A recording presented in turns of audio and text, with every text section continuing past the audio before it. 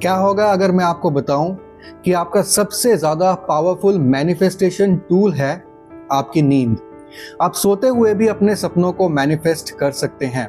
सिर्फ visualisation, affirmation या फिर scripting he law of attraction का टेक्निक नहीं है, बल्कि सबसे अच्छा टूल मैनिफेस्टेशन के लिए अगर है तो वो है आपकी नींद।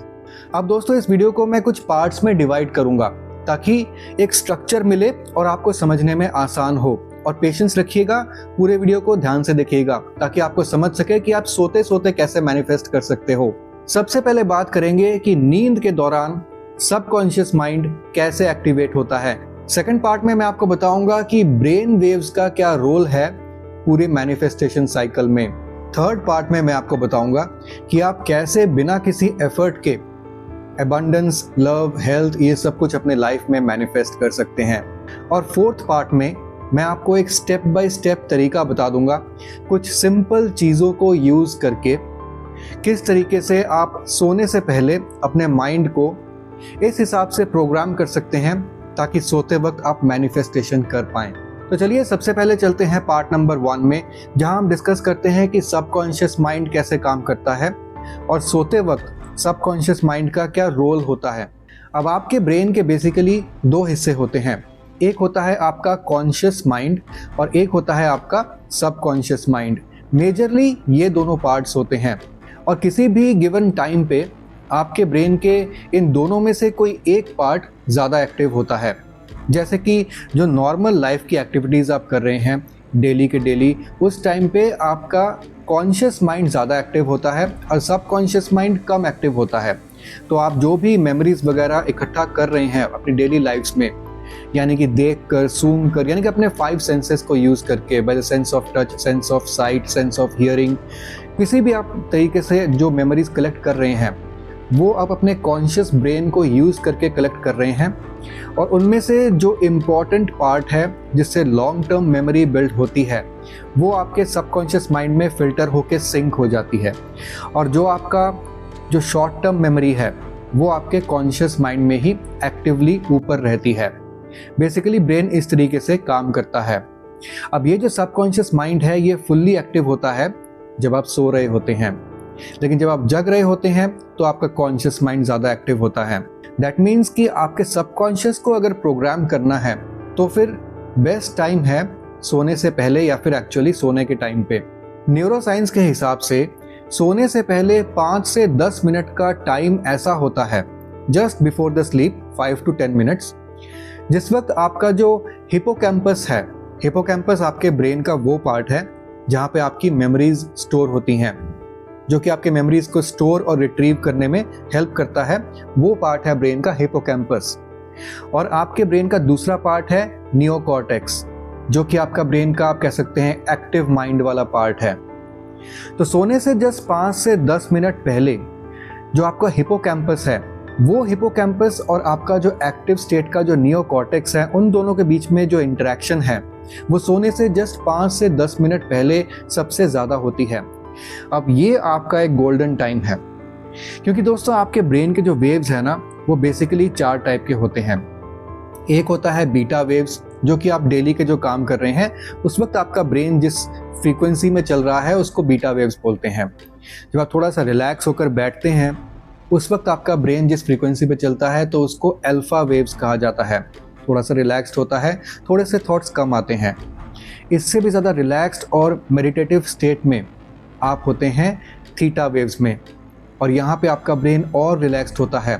थॉट्स आपके ब्रेन में आना जाना काफ़ी कम होते हैं और आपका ब्रेन बहुत ही अच्छा थीटा वेव में वाइब्रेट कर रहा होता है, जो कि बेस्ट टाइम होता है किसी चीज़ को मैनिफेस्ट करवाने के लिए।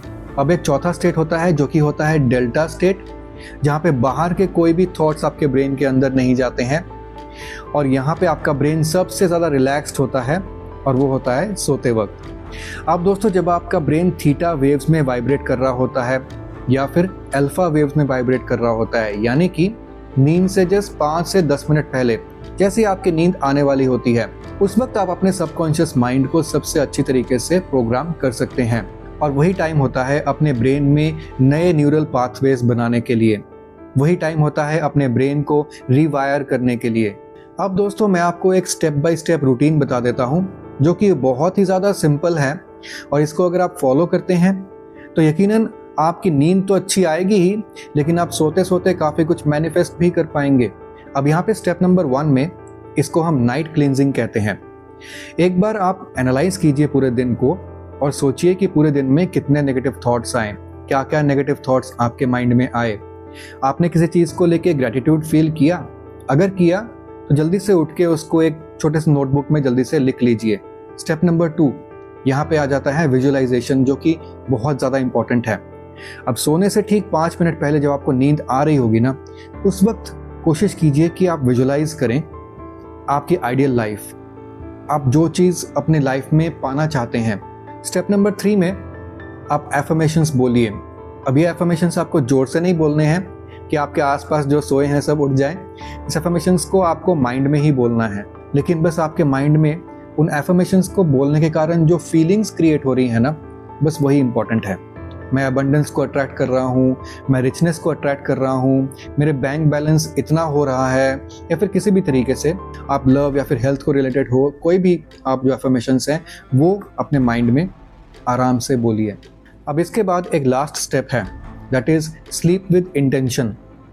यहाँ पे आपको अपने माइंड को बोलना है कि मैं जो भी कुछ इस वक्त अपने सबकॉन्शियस को बोल रहा हूँ वो मेरा सबकॉन्शियस माइंड सुन रहा है, और जिस वक्त मैं सोऊंगा, जिस वक्त मैं नींद में होऊंगा, तो मैं तो नींद में होऊंगा, लेकिन ये universe this will work towards attaining my goals.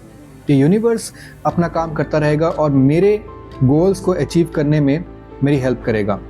ये चीज़ अपने माइंड में एक बार बोल दीजिए और उसके बाद निश्चिंत होकर सो जाइए।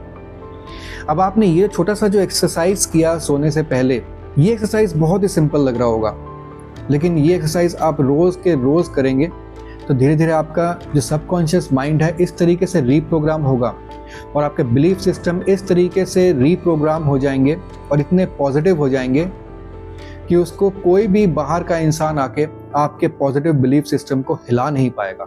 बहुत सारे सक्सेसफुल लोग हैं जिन्होंने इस मैनिफेस्टेशन के तरीके को यूज़ किया है, अपनी नींद को यूज़ किया है मैनिफेस्टेशन के लिए। जैसे कि जिम कैरी अपने बेड में एक चेक चिपका के रखते थे। उस चेक में वो उन्होंने एक स्पेसिफिक अमाउंट लिखा हुआ था। सोने से पहले रोज उस चेक को वो देखते थे, और एक दिन ऐसा आया जब सच में वो चेक उनके लिए मटेरियलाइज हुआ और उनको वो चेक मिला था। अब इसी तरीके से थॉमस एडिसन, जिन्होंने लाइट बल्ब का भी आविष्कार किया था, उनका भी ये कहना था कि उनको जो मैक्सिमम आइडियाज़ आते थे वो हाफ स्लीप स्टेट में आते थे।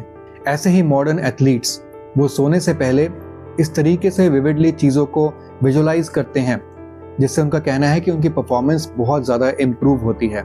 अब आप समझ गए हो कि मैनिफेस्टेशन का रियल मैजिक कहाँ पे होता है। जब आप सोते हो अनकॉन्शियसली, बिना कोई एफर्ट किए, तो सभी लोग सोते हैं, लेकिन अलग कौन होते हैं?